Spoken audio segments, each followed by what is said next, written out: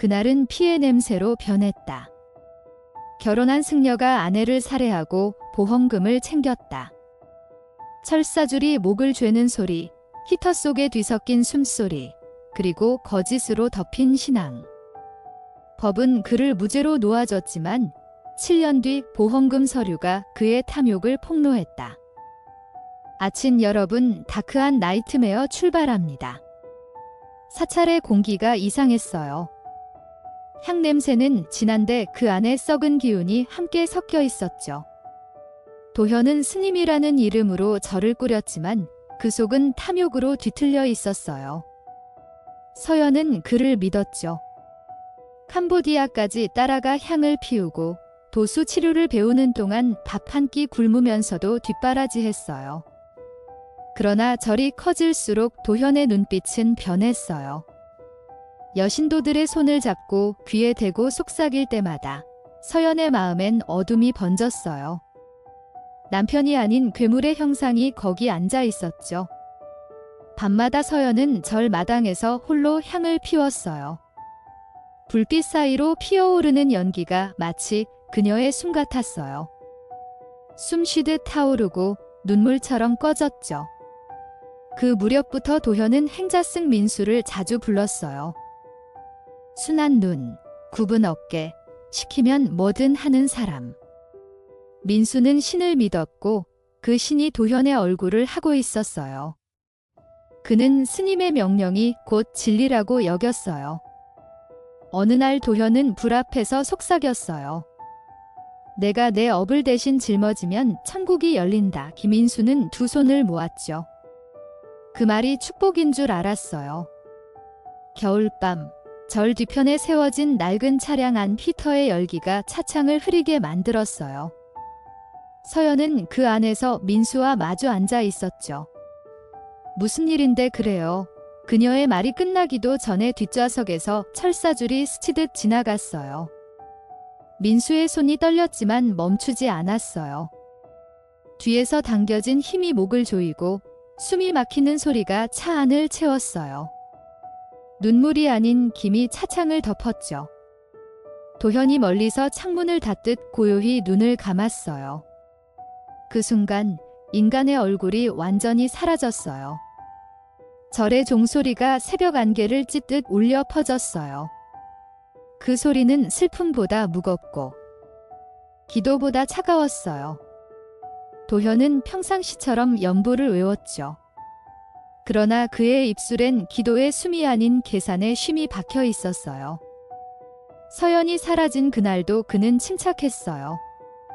신도들이 물었죠. 스님, 사모님은 어디로 가셨나요? 그는 눈을 감고 말했어요. 해탈의 길로 갔지요. 그 한마디가 절 안에 퍼지며 진실을 묻어버렸어요. 향이 다시 타올랐고 연기가 천장을 맴돌며 천천히 천장을 더럽혔어요. 민수는 밤마다 꿈을 꿨어요. 철사줄이 손에 닿는 감촉이 아직도 남아있었어요. 목을 조르던 그 순간 그의 손끝엔 기도가 아닌 피의 열기가 스며들었죠. 그는 저를 떠나지 못했어요. 도현의 눈빛이 떠나지 않았어요. 어느 날 도현이 말했다죠. 죄를 짊어진 자는 떠날 수 없다. 그 말 한마디에 민수는 다시 엎드렸어요. 죄와 속죄가 섞인 공간에서 그는 차츰 미쳐갔어요. 향불 연기 속에서 서연의 얼굴이 피어오르던 날, 그는 두 귀를 막고 땅에 머리를 박았어요. 도현은 돈이 필요했어요. 서연의 이름으로 가입된 생명보험. 그건 단순한 종이 한 장이었죠. 그러나 그 종이 한 장이 사람을 죽이고 살릴 수 있었어요. 그는 보살의 이름으로 보호받는다는 말로 보험 모집인 하윤을 속였어요. 신도 부부가 함께 앉은 자리에서 그는 부드럽게 웃었죠.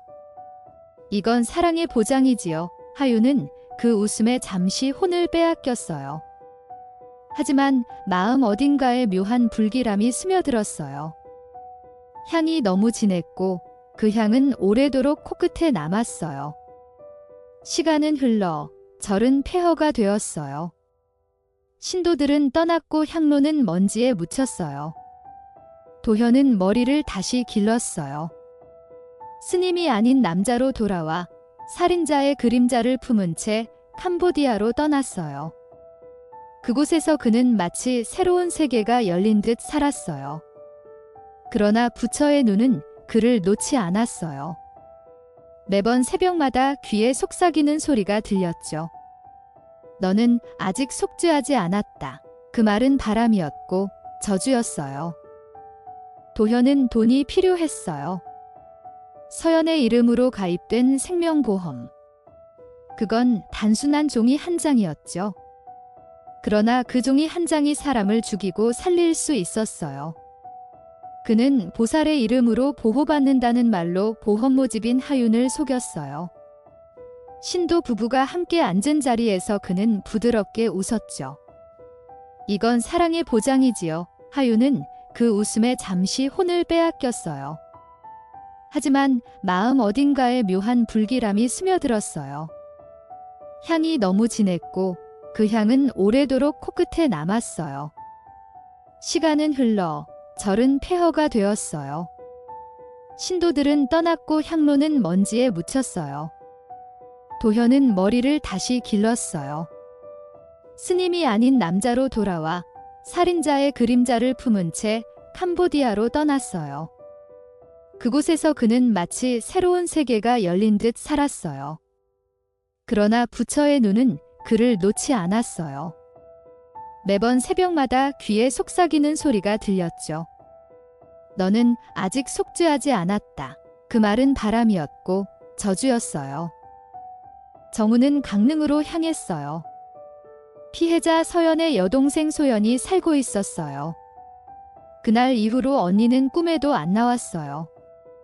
그런데 형사님이 전화한 그날 언니가 울고 있었어요. 그 말에 정우의 심장이 잠시 멎었어요.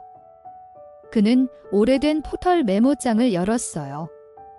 거기엔 서연의 의심이 빼곡히 적혀 있었어요. 남편의 외도, 의심되는 이름, 전화번호. 그리고 그중 한 이름, 하윤. 정우는 화면을 덮었어요. 눈앞이 흐려졌어요. 정우는 하윤을 찾아갔어요. 그녀는 이미 다른 삶을 살고 있었어요. 그러나 정우의 눈빛은 흔들리지 않았어요. 그날 조계사 앞에서 만난 스님 부부, 기억나시죠? 그녀는 말없이 고개를 끄덕였어요. 그리고 천천히 사진을 꺼내 들었죠. 이 여자가 그때 그 부인이에요. 사진을 보는 순간 하윤의 눈빛이 떨렸어요. 맞아요. 그 여자였어요. 근데 그 남자 절대 스님 같지 않았어요. 돈 냄새가 났어요. 진실의 고리가 다시 이어졌어요. 정우는 잠시 숨을 골랐어요. 도현이 캄보디아로 사라진 뒤 행자승 민수는 교도소에 갇혀 있었어요. 그를 찾아간 정우는 말했다죠. 내가 죄를 짊어졌다면 진실을 말해라. 민수는 눈을 감았어요. 그리고 낮게 웃었어요. 그 사람은 나에게 신이었어요. 신이 죽이라고 했어요. 정우는 묻었어요. 이제는 누가 신이냐? 민수는 대답하지 않았어요. 눈물이 흘렀어요. 모든 퍼즐이 하나로 맞춰지고 있었어요. 하지만 법은 냉정했어요. 이미 무죄 판결을 받은 사건.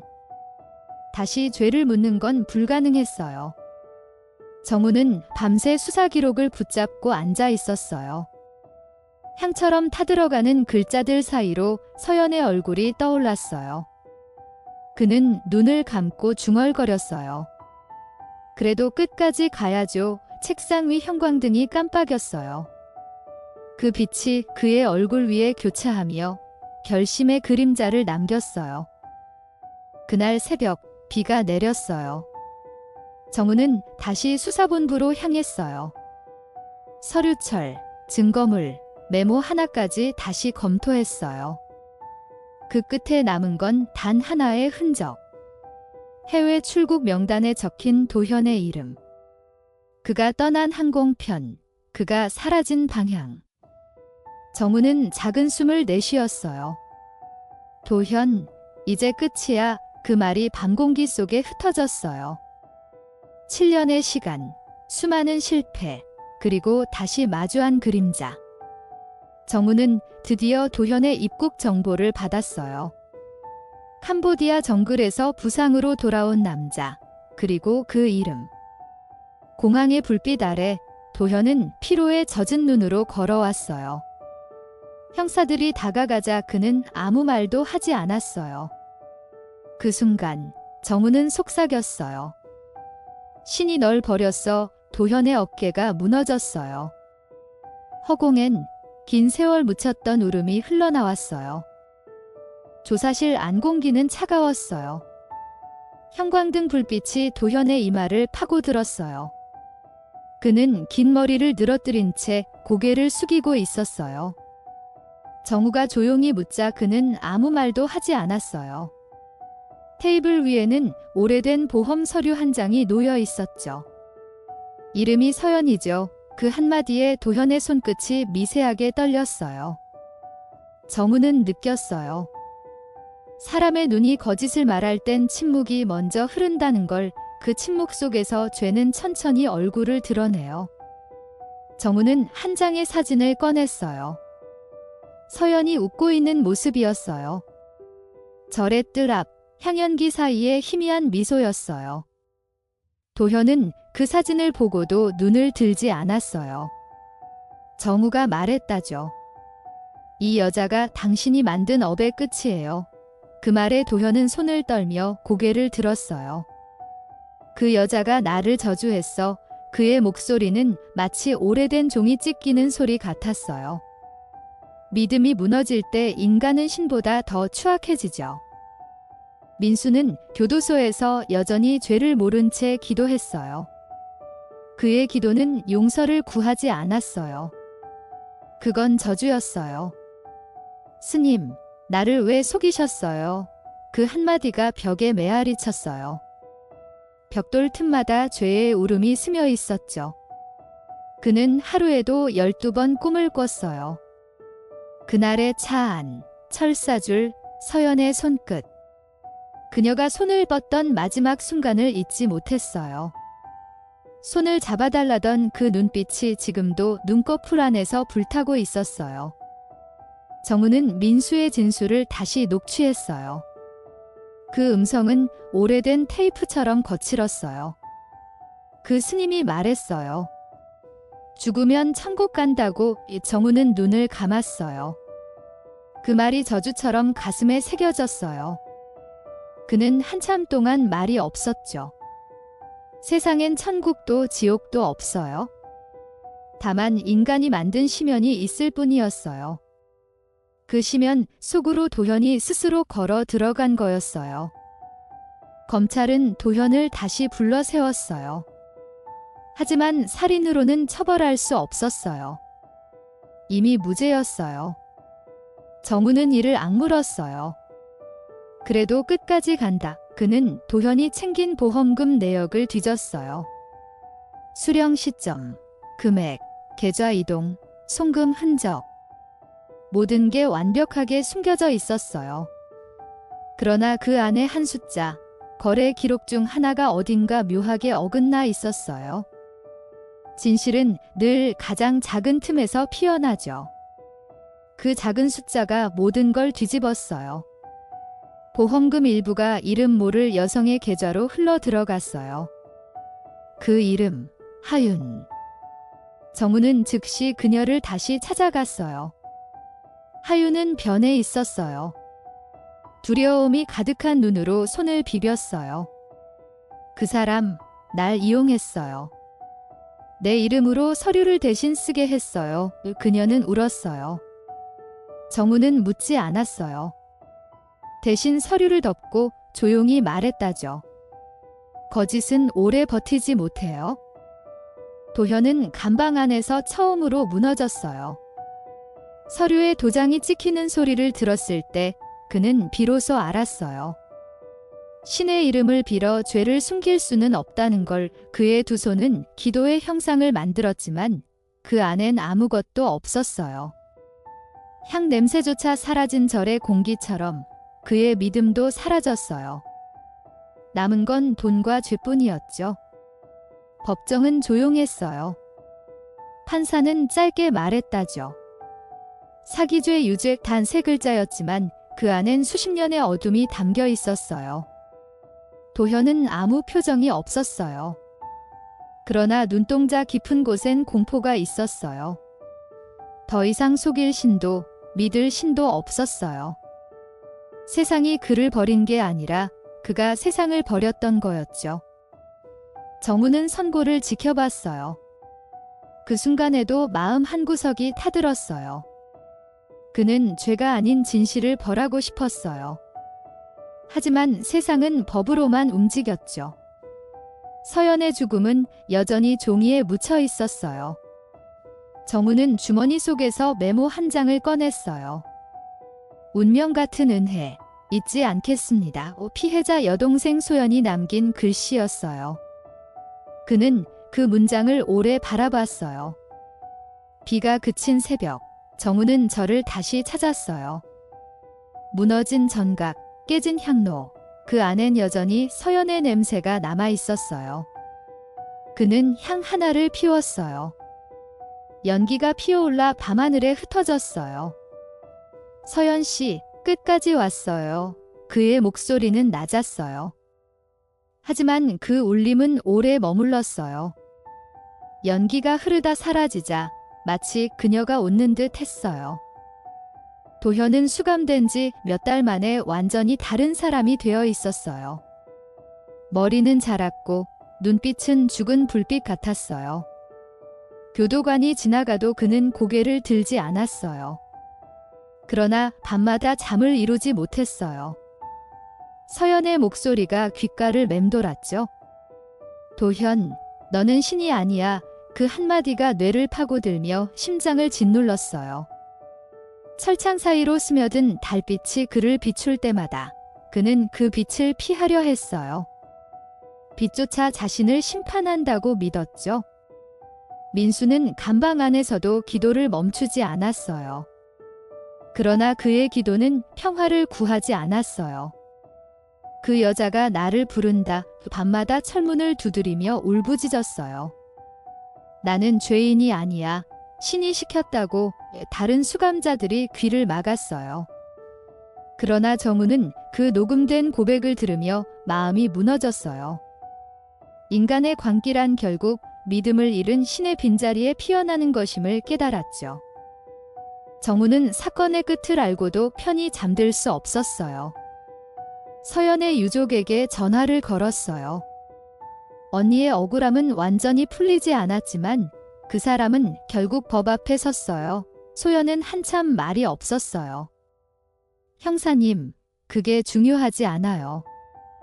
진실이 드러났다는 게 중요하죠. 그 한마디에 정우의 눈시울이 붉어졌어요. 그날 밤 그는 술 대신 향을 피웠어요. 향은 천천히 타올랐고 마치 서연이 옆에서 미소 짓는 듯 했어요. 언론은 이 사건을 의정부 승려보험살인이라 불렀어요. 사람들은 분노했고 종교의 탈을 쓴 탐욕에 몸서리쳤어요. 하지만 정우는 알았어요. 이건 종교의 문제가 아니었어요. 인간의 내면에 숨어있는 가장 어두운 욕망의 형태였어요. 그는 기록을 정리하며 일지에 썼죠.